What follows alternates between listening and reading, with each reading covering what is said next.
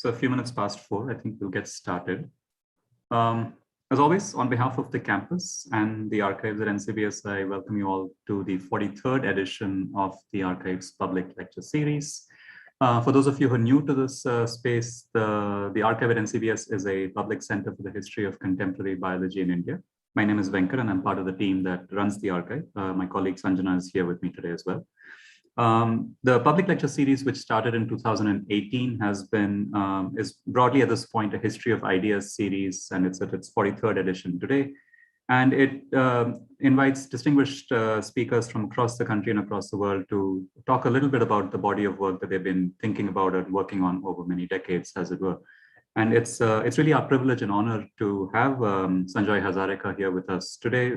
We started this conversation a few months ago, and I was really honored that he agreed to talk about the Brahmaputra today, and it's a conversation that we really hope we could have in person. And Sanjay, I hope we are able to invite you in person in the months to come.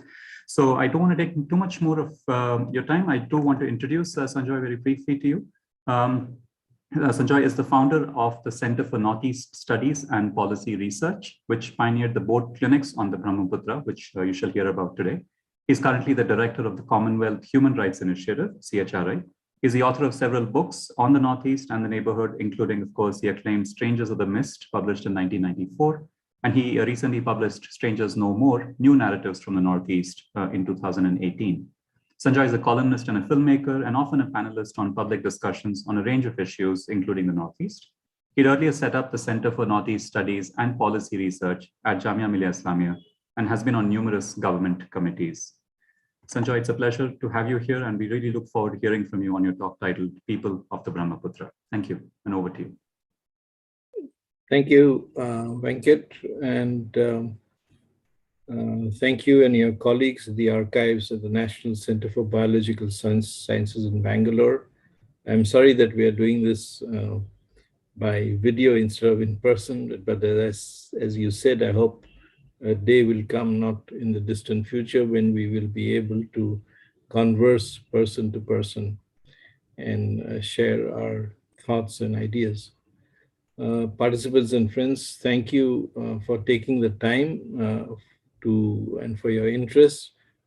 To Venkat Srinivasan, I want to express my deep appreciation for reaching out to me with patience and encouragement for this talk on the Brahmaputra. I was keen to do this partly because I'm working on a book, a travelogue on the Brahmaputra, which I hope to, it's been too long in the making, but I hope it will be finished sometime in 2022. The river has not just been a love, but an inspiration and a teacher from whom, because I regard it as an entity, a person I've learned and unlearned many things, including the need for humility in the face of nature's great beauty, harshness, and power. And I've been privileged to travel on this river from Tibet to the Bay of Bengal and receive its friendship and that of many of others who live on the river and work on it, including there are a few friends here I see who are from Bangalore and elsewhere who have traveled on the river and know it well. In this talk, I propose to draw not just on my own experience, but also from research and history. We know this river as the Brahmaputra, but it is a river with many names, of many nations, of many peoples and languages. All claim it, but it is one river. But only in 2/5 of its course is it known as the Brahmaputra. In its origin and flow through Tibet, when it courses for nearly 2,000 kilometers or nearly half its journey to the sea, it is the Yarlung Sangpo. And it is here that it takes the once mystic and great enigmatic horseshoe bend below the peak of Namcha Barwa to turn on itself, as it were, swinging from east to south and rushing with desire down to Arunachal Pradesh and the plains of Assam, where it is the Siang and the Brahmaputra, before flowing into Bangladesh. In Bangladesh, it becomes the Jamuna, and meets the Ganga or a Podda to become the Podda again, it becomes the Podda, and merges with the Meghna as it ends its journey in the Bay of Bengal. Just here, we have 5 names in 3 countries in different languages. I feel it's important when we talk about an entity like the Brahmaputra to understand scale. It has, for instance, the Namcha Barwa Gorge, which I just referred to, is the deepest cleft on the face of the earth, over 6,000 meters deep, home to tropical rainforest and many species of animals and birds and creatures and different Himalayan zones. It originates at 5,300 meters in Tibet. It's the highest navigable river on earth, and it still holds secrets that it surrenders with reluctance. It was only 10 or 11 years ago that a Chinese scientific expedition over 3 years found that the origins of the river were not in the Chema-Yongdong Glacier, which many of us had believed, because that was the knowledge from the 1930s, but in the nearby Angsi Glacier. And visual narratives from there show there is desertification taking place and the glacier is in retreat. But surprisingly, the nearby lake, which is called Tamlung So, is growing in size, perhaps as a natural response to this. At journey's end, it forms the greatest delta in the world. Could we have the slide, please, Sanjana? Thank you. The other one. No, the second one. Thank you. Yeah, you can just keep that on. Now, many explorers, whether of the West or East, and scientists and researchers claim that they have discovered this or that, but the fact is that the river has always been. Local communities have known and treasured its secrets and understood its challenges. But I'll start with a story of its complexity. Till the latter part of the 19th century, the British, who were looking for trade routes to Tibet and China, had mounted several secret expeditions to try and discover the origins of this river. The Survey of India had sent several pundits, highly trained explorers from what is now Uttarakhand, explorers in the employ of the empire, to find out if the Siang or Brahmaputra and the Sangpo were the same river. They were not successful despite many efforts in forbidding terrain and facing suspicion from Tibetans. But the story of Kinthup needs to be told here. Kinthup was a tailor from Gangtok in Sikkim, and because of his features, he could pass as a Tibetan. So he was sent to Tibet, posing as a Tibetan, and he was to float some 500 logs down at regular intervals with special messages and carvings on them on the river. And downstream, there would be teams of people in Assam to watch out for these logs. And even if one log was picked up by the team, it would mean that the mystery had been solved. It sounds like something out of a movie, but things, as they often do with rivers and nature, didn't go to plan. So Kinthup was taken captive, but still he managed to get his 500 logs in the river. But because he had vanished, there was nobody to receive his messages or keep an eye out for the logs. He later returned to India and was honored for his work with a princely sum of 3,000 rupees. But it was in 1913 that a British intelligence officer and a surveyor were able to walk for 6 months along the course of the river and confirm that the Brahmaputra and the Sangpo were one river. That was just 100 years ago.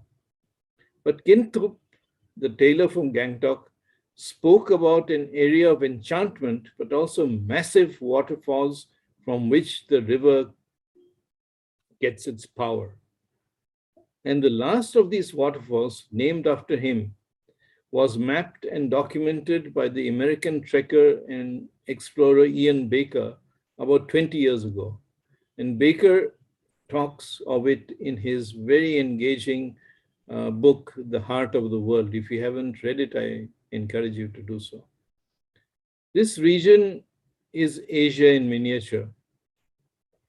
When the geography and while the geography and fractured frontiers are fascinating in themselves, it is the population and the ecosystems that, to me, hold even greater interest. The cultural diversity and shared histories, including deep animosities within and suspicion towards outsiders, although the latter is abating. There are a range of Tibeto-Burman tribes and other groups inhabit this geography.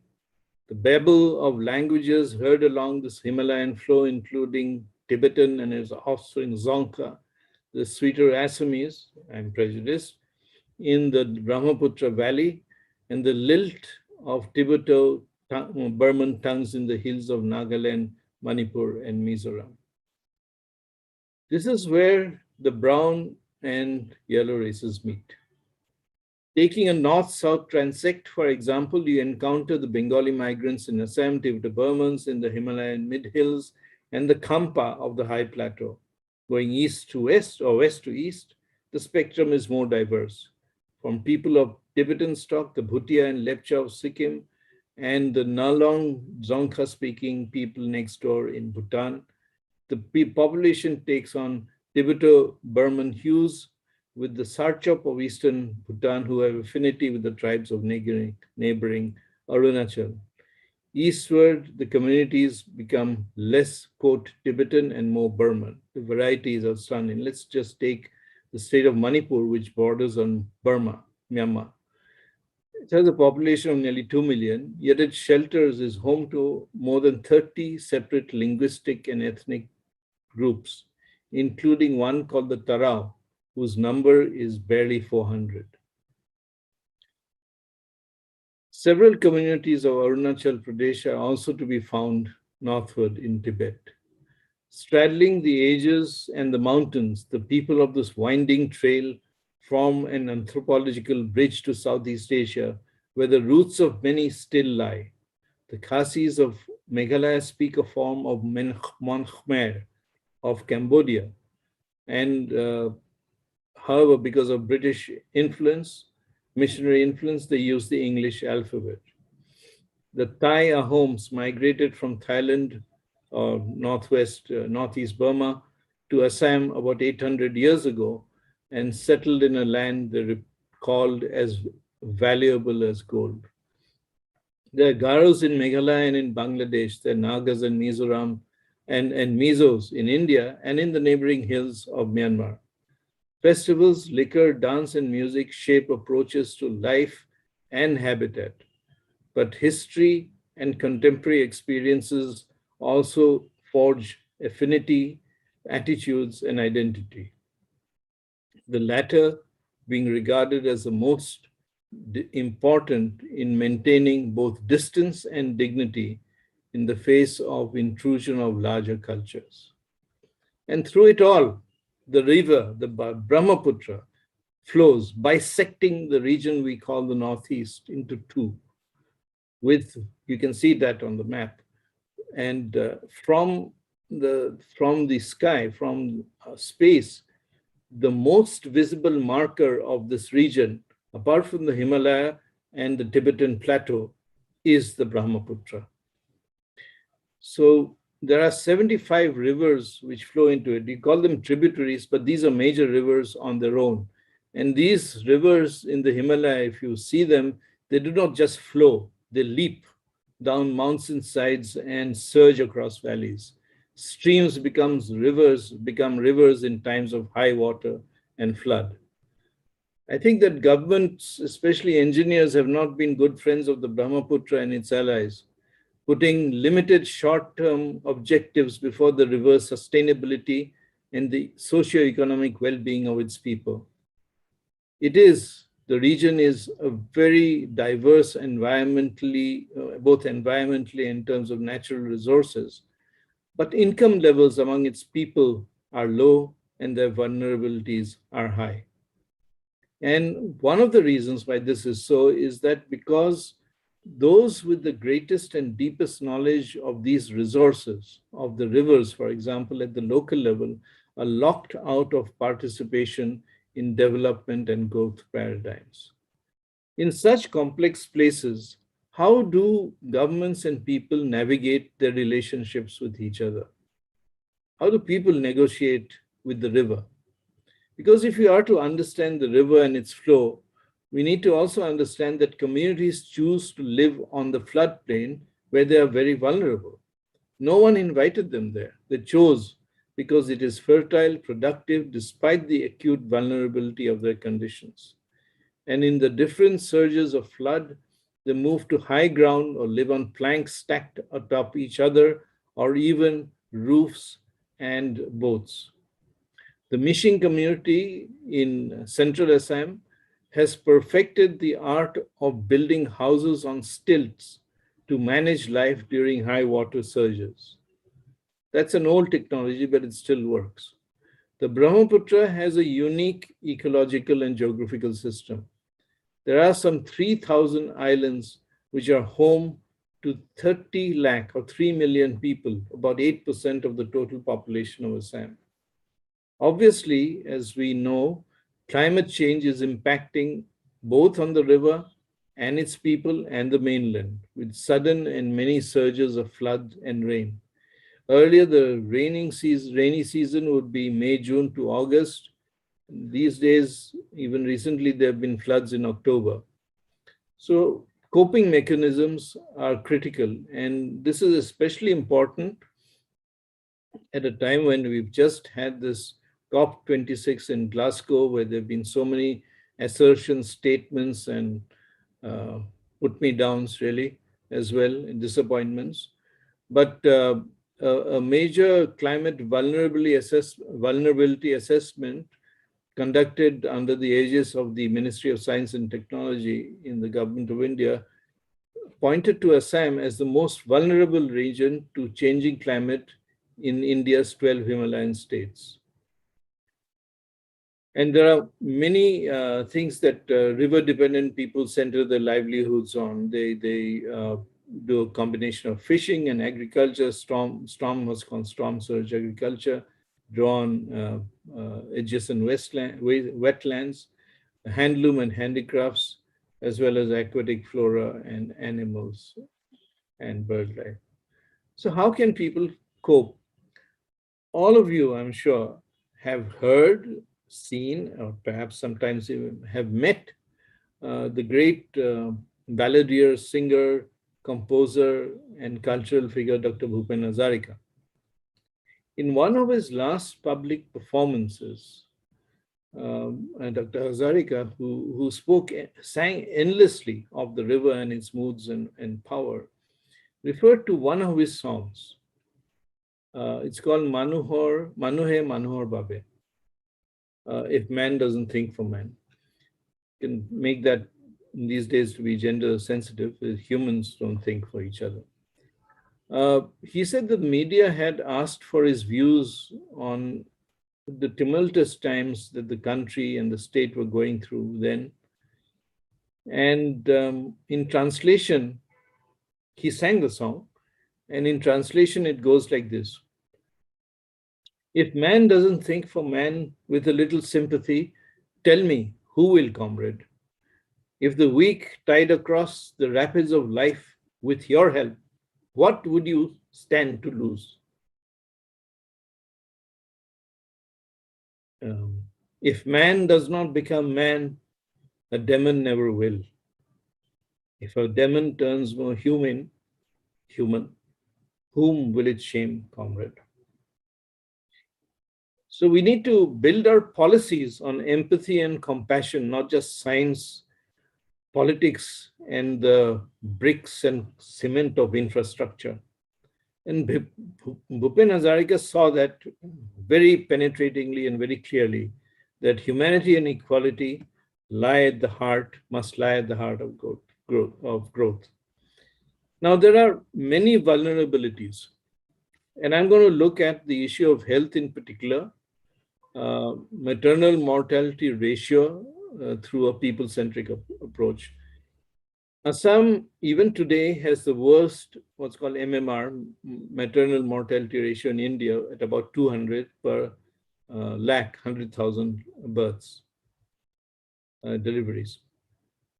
But it is a dramatic fall from nearly 500 about 20 years ago. This is the best improvement of any state in the country. And although there is much to do still, it shows how challenges can be met. I want to show you a brief excerpt from a film here, which is called Where There Are No Roads, the boat clinics of the Brahmaputra, and then we'll pick up from it once the film is done. Thank you.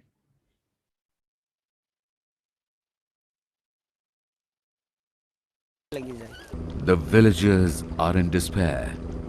Their farmlands have gone, so have their homes.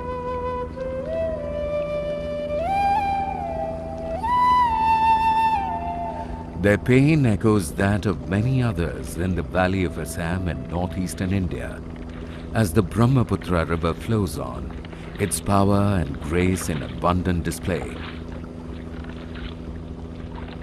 It shapes the destiny of millions. Yet the river is not an independent creature of its whim. It too is being shaped by vast natural forces which are impacting its life cycle.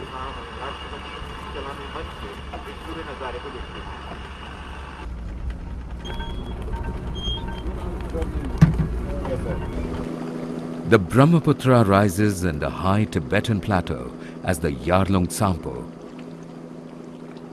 It flows down through the mountain fastness of the Himalaya into the Indian states of Arunachal Pradesh and Assam before rushing into Bangladesh. In Assam, communities live on either bank and on hundreds of islands which dot the river's course.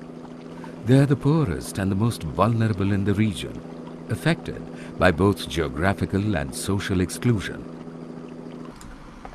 Members of a major innovative health campaign get ready on specially designed vessels for another day on the river and its islands. A game of Ludo fills the time for one group. They are part of a unique experiment on the Brahmaputra, 15 boat clinics in 13 districts, which take basic health services, information and campaigns to over 500,000 people on the islands.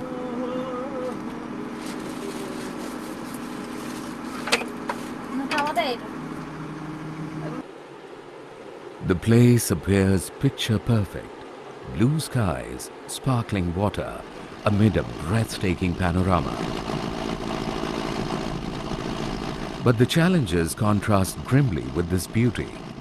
Assam's maternal mortality ratio, or the number of women who die in childbirth, is the highest in the country. The boat clinics, designed and developed by the Center for Northeast Studies and Policy Research, or CNES, try to bridge existing health gaps by reaching the marginalized with basic services.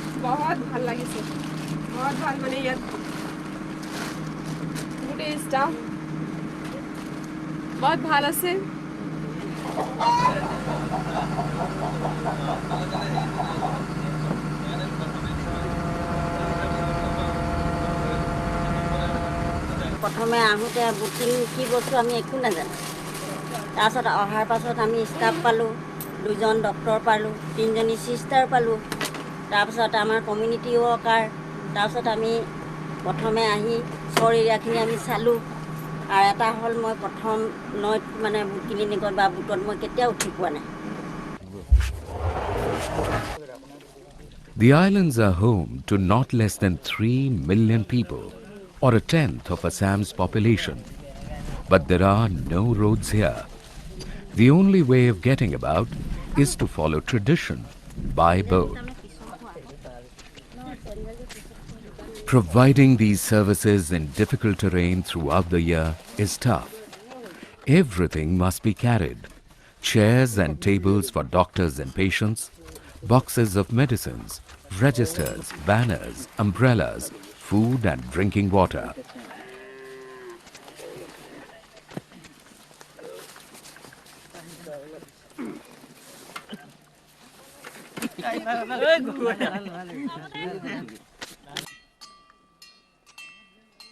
They walk for 2 to 3 hours in dry weather and in pouring rain. As they trudge from village to village through the year, the teens are surrounded by an enduring, extraordinary beauty. It is a reminder of nature's bounty, but also of government's failure to reach the poorest with basic services. I think you can stop it.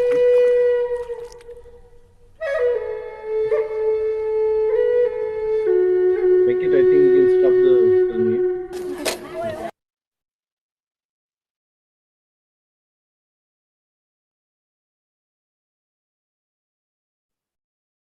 So there are these boat clinics that we're running in partnership with the National Health Mission. But I want to tell you the story of how it started, because it started with a very tragic death. I was traveling while we were making a film on the Brahmaputra with Jahanu Baro. We are traveling to Majuli, this great island in the heart of the river. And we learned that on that ferry coming across, it took us one way, but it had come obviously from Majuli to the other side. A young woman had died in childbirth while she was going to a hospital. And that really shook me up. To me, it explained something. As you know, you see this phrase, acronym, MMR, and you really don't know what people go through. Maternal mortality ratio. That was, to me, was an explanation. And it provoked me to research the issue, and to my horror, find that my home state had the worst MMR in the country. And then the question comes, how do you reach vulnerable communities? Because this was a young woman who had a difficult pregnancy and she needed to get to a hospital. They missed one ferry, had to stay overnight on the banks of the river. And then the next day when they got the ferry, it was too late for her and the unborn child. And I thought the system should be turned on its head. People shouldn't have to go for the service needed to come to them. But how do we do this? So we got an opportunity at designing this idea at what's called the World Bank India Marketplace, 2004. We won an award. It wasn't very much. It was the equivalent of $10,000, which is at that time about 70,000 or 7 lakh rupees. And we used it to build a boat with the ideas that we had. And I worked with my team and we worked with a boat builder in Upper Assam in Dibrugarh. And we got the design tweaked with the MIT design cell in Cambridge. And we had to adapt locally because we didn't have the funds for big projects. So we used a second-hand Ashok Leyland truck engine for the boat. And we did surveys, we talked to the communities and found out what they wanted, not what we wanted to give them, what they needed. Now, we started with one boat. It's called AHA, or Hope. And today we have 15 boats and we work in 13 districts and we reach about 3 lakh people every year. But, you know, NGOs can't do this. This is not something that we can do. We can pilot it, we can show what can be done, but to reach scale and size, you need government backing and support and involvement. And that's where for 13 years, we've had this unique partnership with the government of Assam and the National Health Mission, which has helped this initiative grown from an ad hoc arrangement in 3 districts to a sustained program in 13 districts with the involvement of communities, the health mission, as well as the district administrations. And our main outreach is for women and children. And I think we've had a small part in reducing the maternal mortality ratio in the state. Now, these boats are interesting because there are a total of 15 with about 200 staff, but each boat has doctors, it has community mobilizers, it has pharmacists, nurses, and lab technicians. And the most important part of this whole process is the crew, because these are the people who know the river and who can tell you the depth from the color of the flow. So that was one thing I wanted to show, that unless you involve people, unless we listen to them and listen to the river and understand what the river can do as an ally, we will not be able to deal with many, many problems. We are at the onset of winter, both here and elsewhere. And as the river shrinks and slumbers, the trauma of the floods and displacement may take the hue of a distant memory. While we are familiar with the deluge and its multiple impacts, there is one phenomenon which is visible but to which we pay little attention, which is the sediment load of rivers. Now, there are policies for harnessing rivers, damming them, tapping them for energy, diverting, and even linking them. Much of this is not based on very good science, but we do not have a policy for the constant companion of the great rivers that flow through our lands, which is the enormous sediment loads that they carry. And much of our civil engineering work is drawn from European, especially British technology over a century old, which was just transplanted across continents by British engineers on very different soils, cultures, geologies, geographies, and on very, very complex ecosystems. So we continue to suffer from a colonial hangover. Take one example. Most hydrologists and engineers, as well as those opposed to engineering interventions, agree that embankments are basically panacea or short-term temporary measures for floods. They're completely unsuited to be the basis of long-term approach on a floodplain, where the volumes of water are so huge that embankments collapse, and where they don't, they become the only high ground in an inland sea and functioning as centers for the water displaced, so people live on them, on the embankments, as well as they become roads. So in this panacea has been sold aggressively for decades as a near permanent solution by engineers, politicians, officials, and even the media, which for the most part is quite ignorant of these things.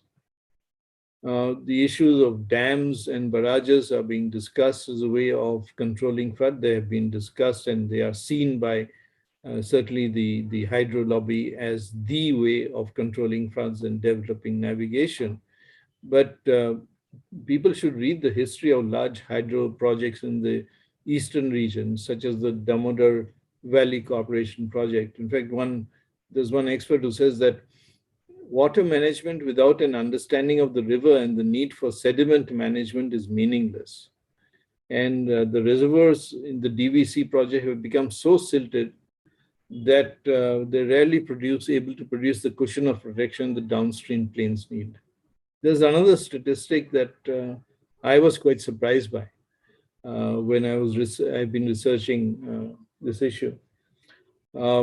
That on an average, barely 38% of stored water reaches farms, which is what they're supposed to be doing.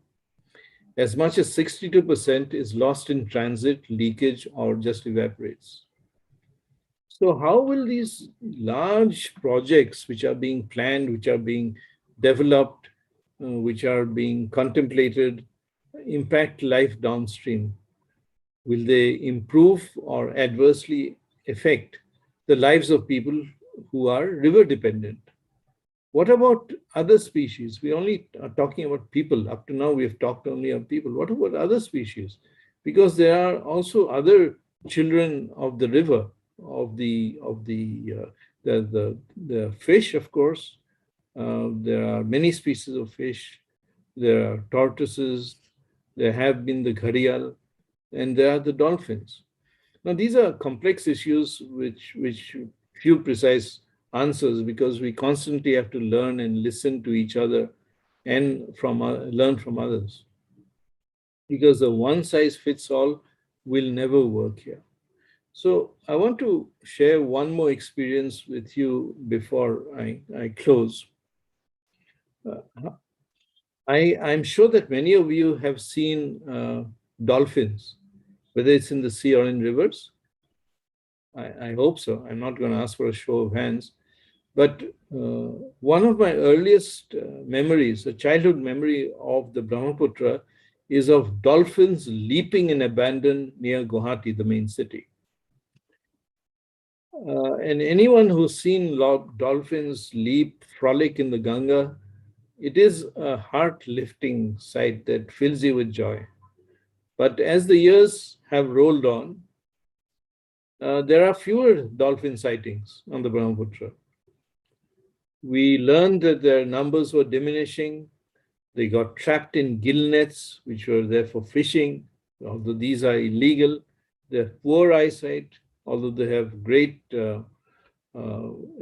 sonar ability. They're able to sense underwater what the obstacles are. And some months ago, you may have actually seen this video or which went viral on Twitter of this horrible sight of a dolphin, this very gentle creature being beaten to death by a bunch of youth in northern India, just because it had lost its way. So some years ago, when I was interested in looking at the issue of dolphins and their protection, I learned about a community called the Bins in Lower Assam, who poach dolphins to use their oil as fish bait. And I was really staggered that in this time, day and age, there would be people who'd kill a creature as protected, as precious as a dolphin, in order to use their blubber for fish bait. I'd like the film to pick up the story. So Venkat, if you could kindly. Thank you. Just over 250 gangetic dolphins live in the rivers of Assam.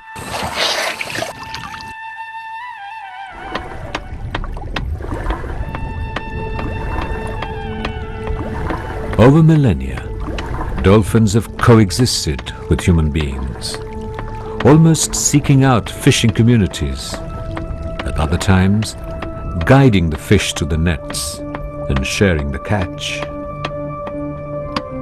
Today, its very friendliness poses one of the greatest threats to its own survival because of man's predatory instincts.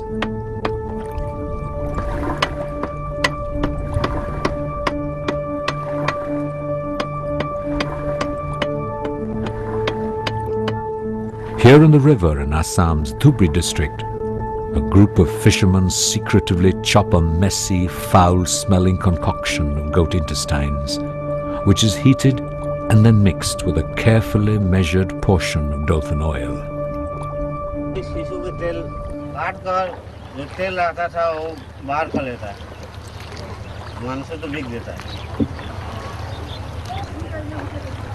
तेल से बहुत काम में लगता है, दवाई में लगता है, मछली मरता है। नरिया मछली पकड़ने में बहुत समय लगता है, खांसी वही लगता है, खांसी के तेल लगता है, शिशु के तेल लगता है, भूले लेकिन उसका बांध देता है, पका को आगी में तेल लगा देता है, भूरी में मछली आ जाता है। The oil is then mixed with atta, or wheat flour and goat fat, and used as fish bait. This is the first time that the whole process has been caught on the camera, and the men are quiet, their demeanor suspicious. Despite an official ban on capture or killing of dolphins, the practice continues. It is a crude form of capture, killing and extraction, not for the faint-hearted. The changes are at times brutal and dramatic.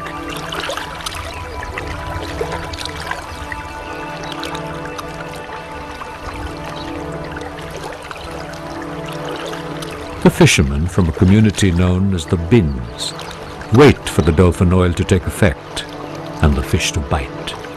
A particular species of catfish, known locally as the neria, rise to the bait in amazing numbers.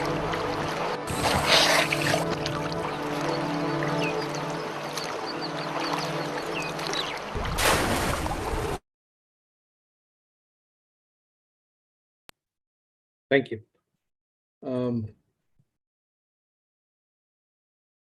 I wanted to show you that film because Sanjay, we can't hear you. this is. Can you hear me now? Could you just try muting and unmuting? Not sure what's going on. What about now? Yeah. Okay. Okay. Venkat. I think it might be on your. It's fine. Can I continue?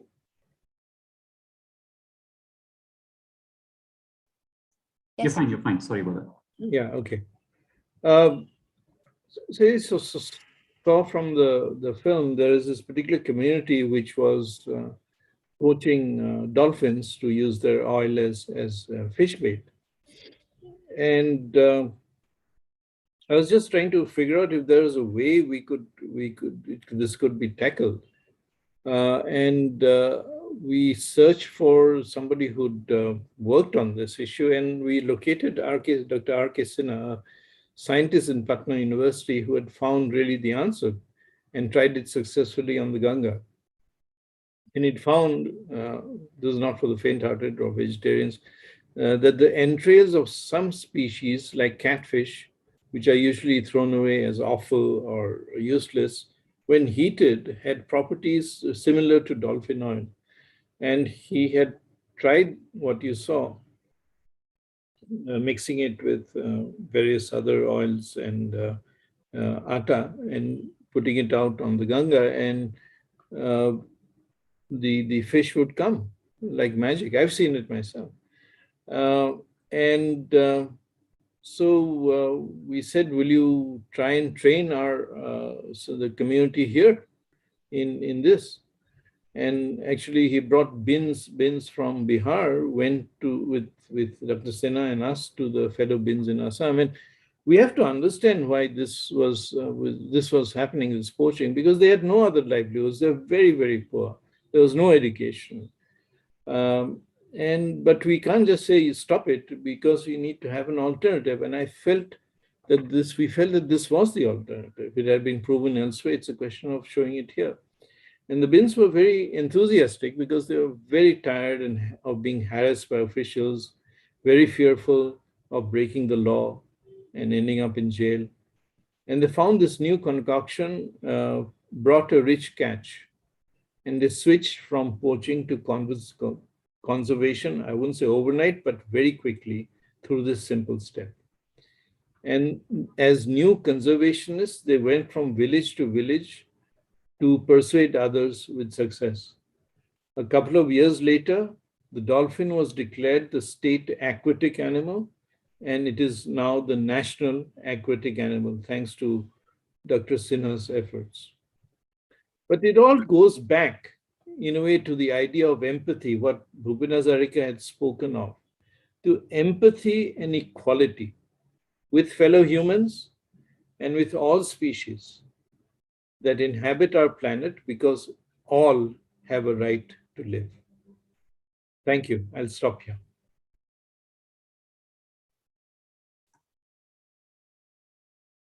Thank you so much, Sanjay. That was fantastic. Thank you. Really appreciate the time that you've given.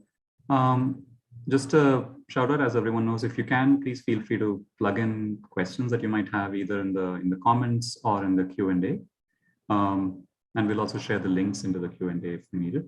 But we'll start with a couple of questions that seem to have already come up in the questions. And this is anonymous. And I'll just read it out for the benefit of people who are watching this on YouTube.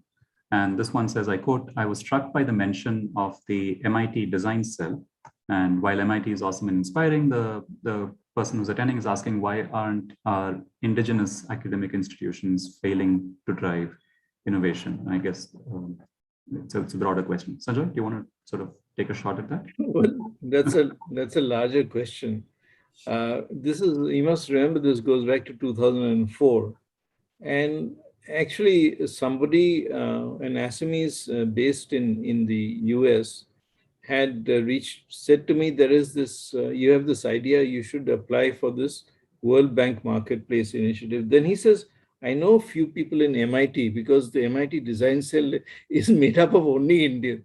They're all from the South, from Bangalore, Hyderabad, Madras, Kerala. So I said, yeah, it'd be very good to get their assistance. So they gave some ideas.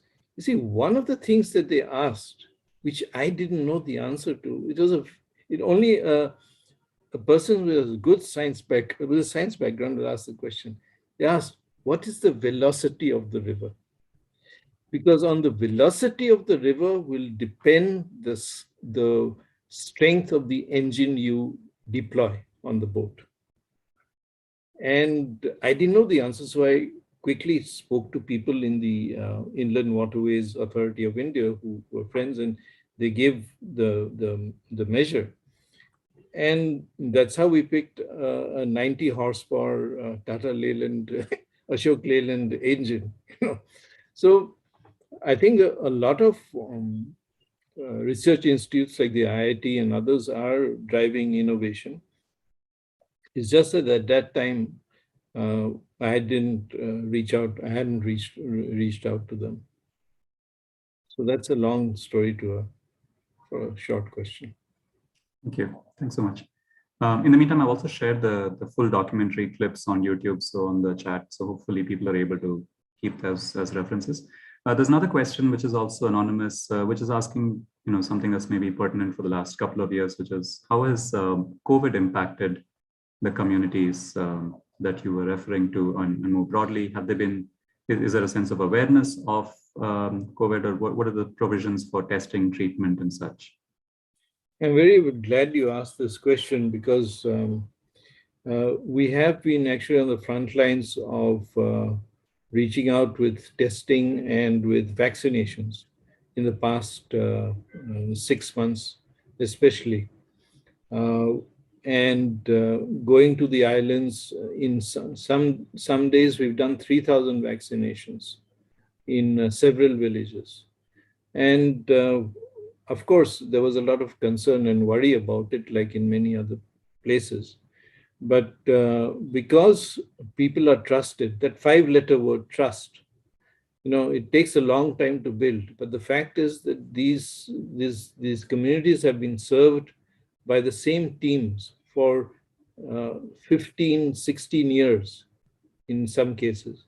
And they trust them, and they believe that whatever is being done, what the programs are being rolled out, are things that will benefit them. So they have come forward in large numbers to take vaccinations. And in fact, even in terms of surveillance and all that, people who came in from other parts of returned from other parts of the country, they were isolated. The villagers created spaces for them where they could isolate. I remember in one particular village, somebody built a kind of tree house for the young man who had come from, I think, Uttar Pradesh, and he stayed. They provided him food and everything, and he stayed there for whatever the quarantine period was. So yeah, and this has been a very challenging time, but it's been a time when we've also been teams have been very active. Thanks so much, Sanjay. There's a question or a comment from Avli. I'm just going to see if we can have this person just speak it out. Let's see if that's a possibility. Just a second.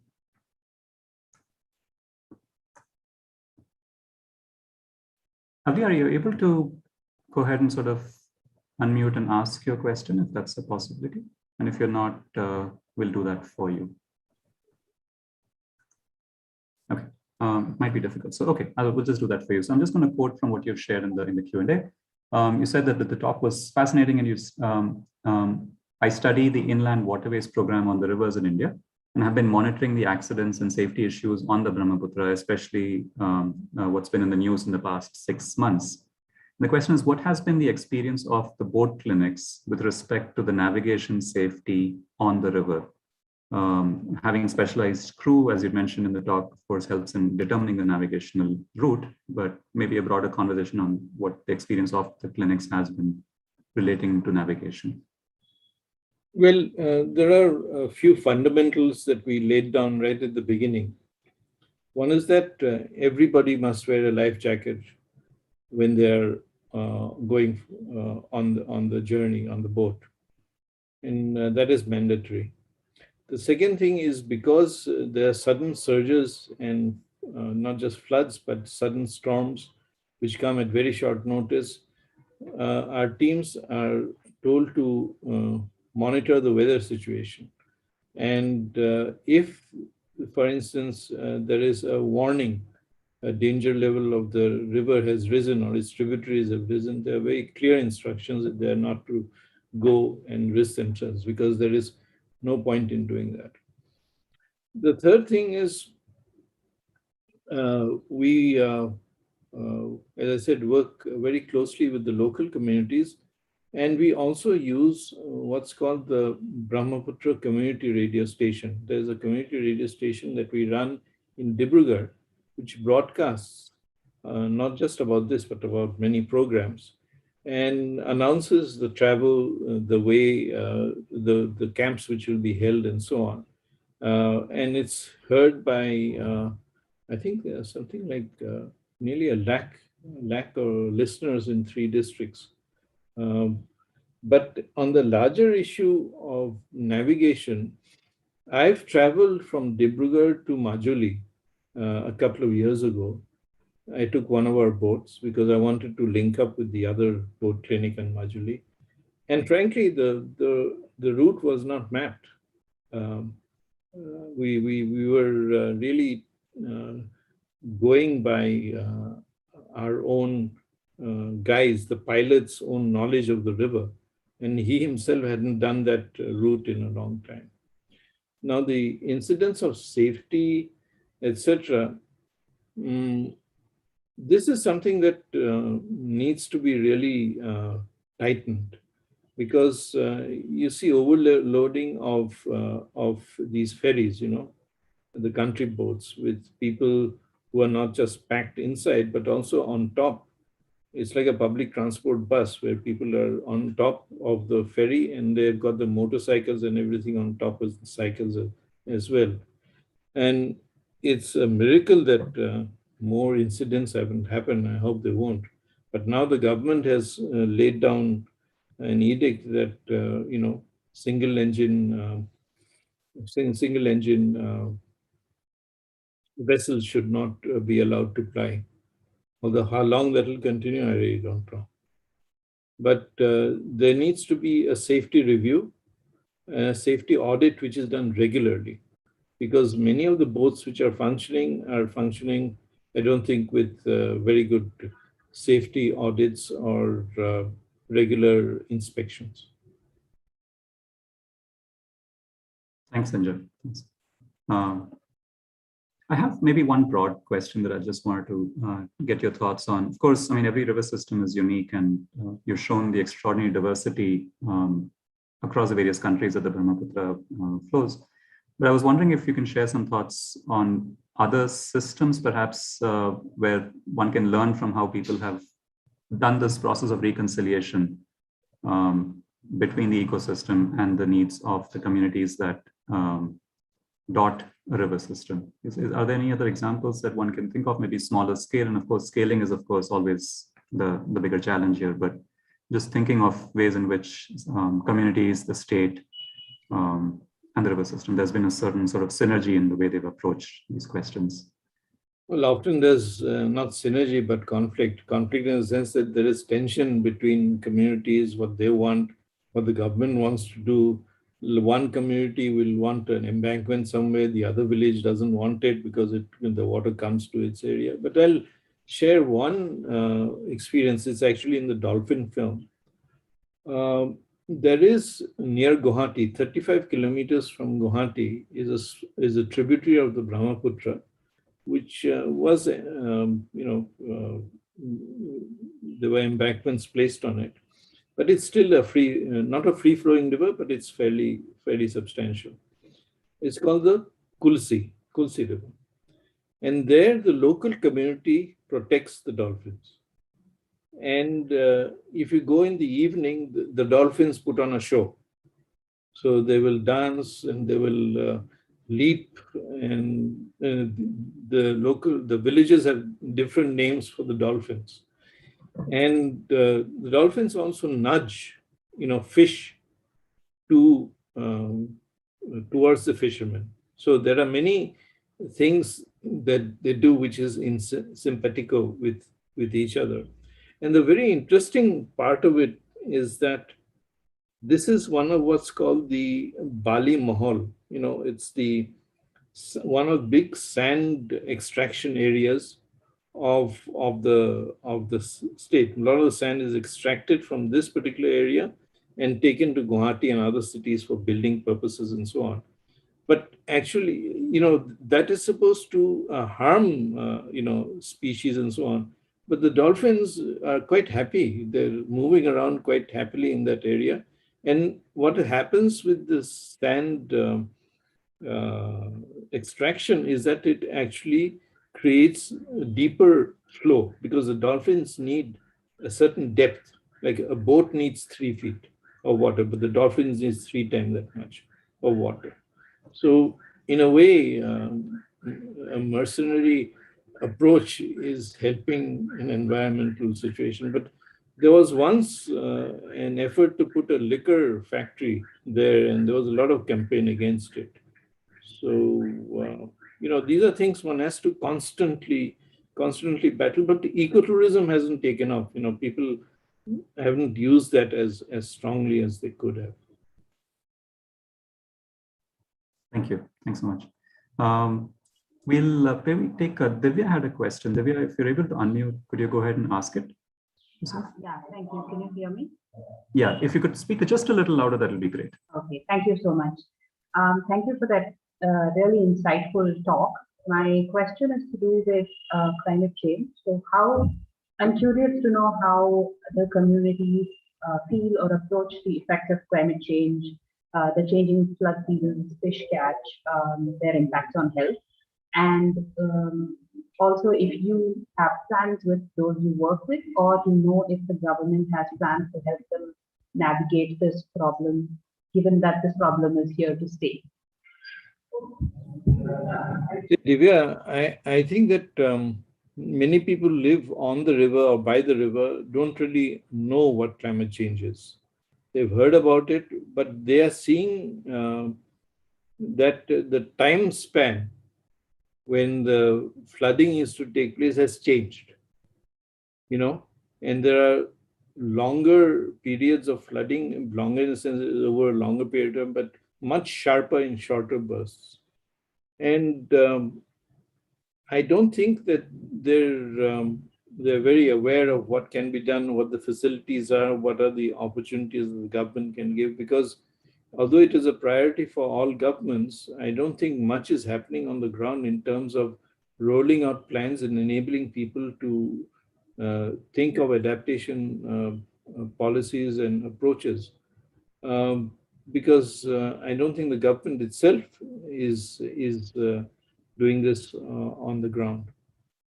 There may be ideas and plans and suggestions, but in the field, on the ground, I haven't seen a lot of this happening.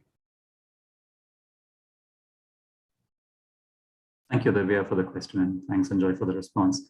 We'll take up 2 more questions. This next one, Ishita, if you're around, could I request you to unmute and go ahead with your question, please? Am I audible? Yes, just a little louder would be great. Okay, thank you so much for this fascinating talk. I have 2 questions. I think perhaps one after the other. The first one was about the choice of making a film of all the possible creative forms of communication. What was the process, or how was it conceptualized? And how did you go about recording the sensitive aspects of community living, which we are right now listening to? How did the community members respond to it, especially to the films itself? Well, I think that we had the advantage of having worked for years on these issues. Certainly in terms of the boat clinics. So people are very welcoming and open because they'd seen the effectiveness on the ground.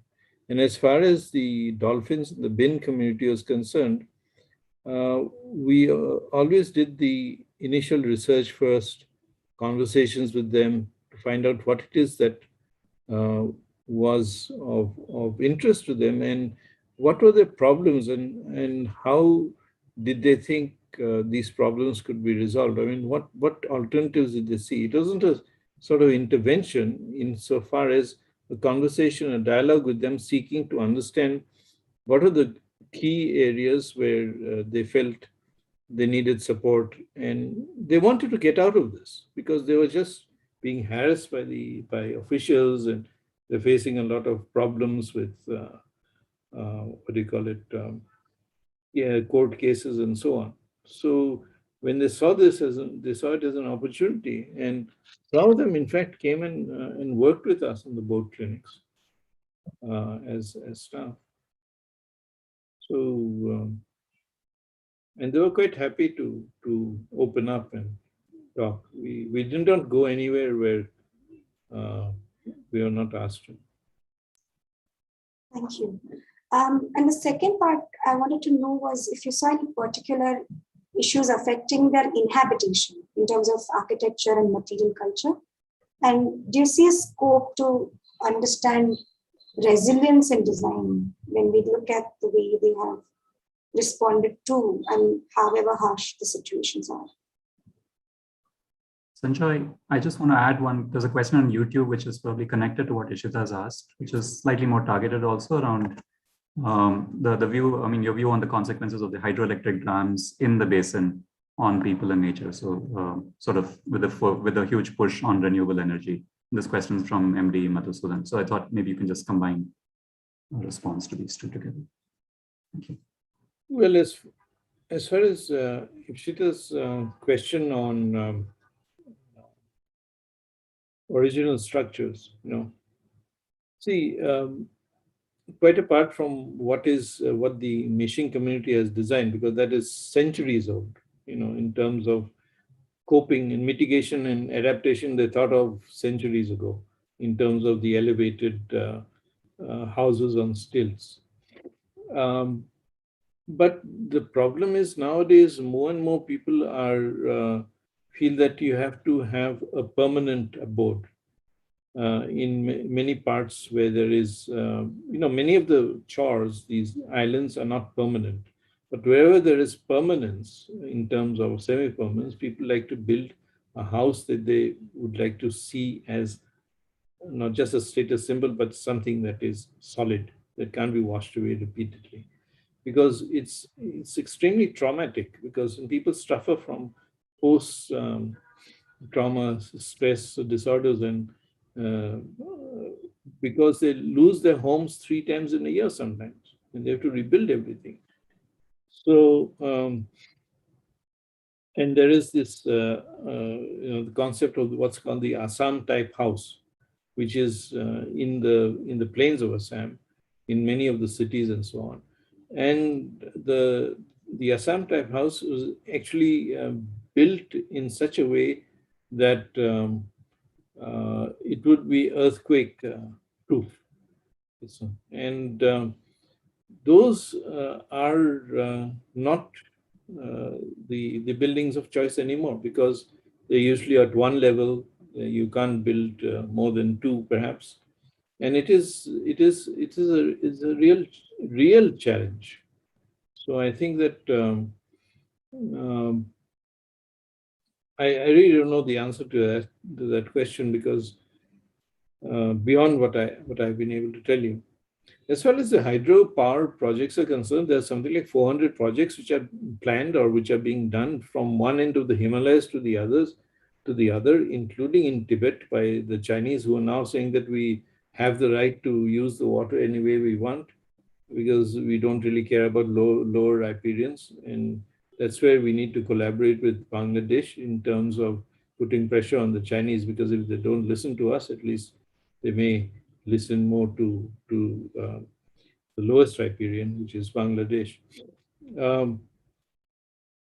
I am not in, my own personal view is that I'm not a scientist, I'm not an engineer, but from my own study of dams, as I've said earlier, they seem to have a short gestation period, and the benefits are rather, shall we say, uh, leave much to be desired, because there is so much damage to the environment and to downstream communities as well as ecosystems downstream.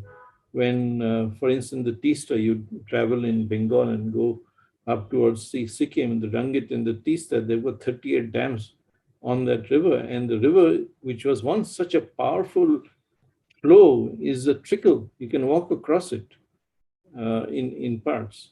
What does that do to fish populations? Forget about human beings. We are really creating situations which are not sustainable at all. And the amount of money that goes in big projects is unbelievable. And I think smaller hydro projects are in smaller rivers, smaller streams, are certainly far more sustainable than this uh, mad rush or this love for gigantism. It doesn't particularly help global warming. I mean, there's one thing about about dams and turbines is that, as you all know, many of you are scientists, the water must be clean before it enters the turbine. It must be cleaned of silt and sand and rock, which means you're taking away the best nutrients which are there, and you're giving a clean river. You're giving clean water without nutrients to downstream communities, whether they're farmers, fish, or dolphins. That's what the Chinese are doing, and we are also, cleaning the river even further. So what is a river without its nutrients? I think somebody had the question on the boat clinics. I think there's a comment in the chat, Sanjay, about the boat clinics. Well, the boat clinic services are for specific people. I'm not publicity hungry. We just go and do our job. We reach the people who need to be reached. Yeah. As long as they're affected, impacted, and benefited, how does it matter who knows and who doesn't? I would like to call upon Arundhati, since you talked about where the river is at right now. So Arundhati, if you could go ahead and unmute and just bring up your comment and the question, please. Will you excuse me for a second? I just need to step away from it. Sure. Go ahead. In the meantime, just want to check if Arundhati is still around.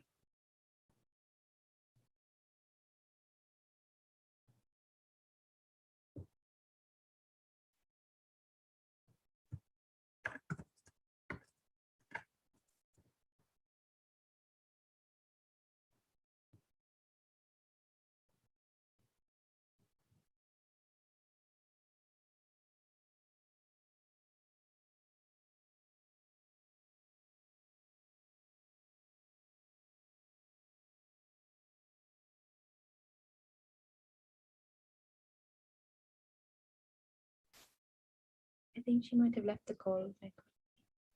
Yeah, I think I'll just read it out for Sanjay. And I think in the interest of time, we'll probably wrap up with that as a question. So we'll just wait for Sanjay to get back and wrap with that. For those of you who are still here, thanks for hanging out.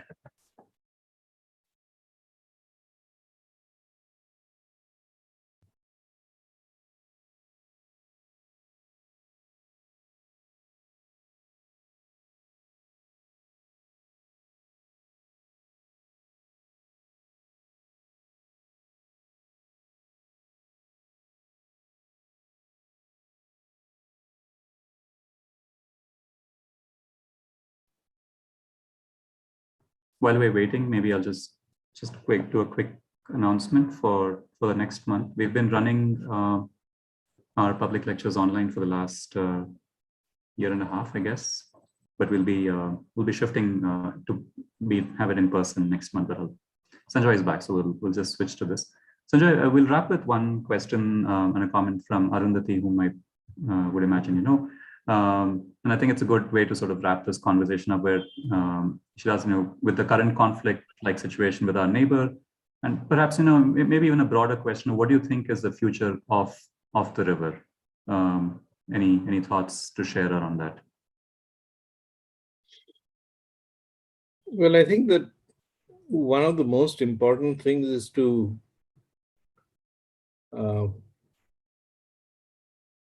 try and initiate dialogues. There needs to be dialogue with the upper riparian or with lower riparian or with communities here. The future of the river depends on how we approach the issues that are before us, whether it's climate change or whatever. And certainly as far as this whole idea of river linking and the concept of these large mega dams on upstream, these need to be focused upon, and responses need to be articulated in very precise ways. If people are not happy with them, because it needs to be explained to communities as to what this will do to them, in addition to the problems of climate change. And that is not being done enough. It's okay for us to speak in a echo chamber, but how do you get this out into the public domain and in a way that people understand the importance of these issues, because it's affecting their daily lives? And that's where I think dialogue, conversations, outreach is critical, especially by scholars and scientists, but to do it in a way that makes sense to people, demystify the language, to see how they can be best benefited. And I think in that, the training and, shall we say, enabling the media to understand these issues better in a simple way is very critical. Because unless the media gets it, they won't get the message, and they certainly won't convey it. Thank you. That was a good end to sort of think a little bit about the future of the river. So thank you, Sanjoy. Again, thanks to everyone who's been here. As I'd mentioned, we've been running the series for the last year and a half online, but just a quick note before we wrap is next month we'll try and do this in person. We're trying to collaborate with other institutions in the city and sort of have more meaningful in-person conversations around the topics of relevance to everyone. But for now, thank you on behalf of the campus, Sanjoy, for being here, and we hope you're able to actually, have you here in person in the weeks or months ahead and spend some time with us on the campus. And there's a link in the chat window about the larger series, if you'd like to just get a sense of what the series has in the past and what's coming up in the future. May I request the instrumentation team to just stop the recording and the live stream for a moment? But I thank you from my side for giving me the chance to share my thoughts and speak with all of you. Thanks, Sanjoy. If you could just hang on here, Sanjoy, for a moment. I'll just stop the recording and just like to speak to you for a moment. Thank you.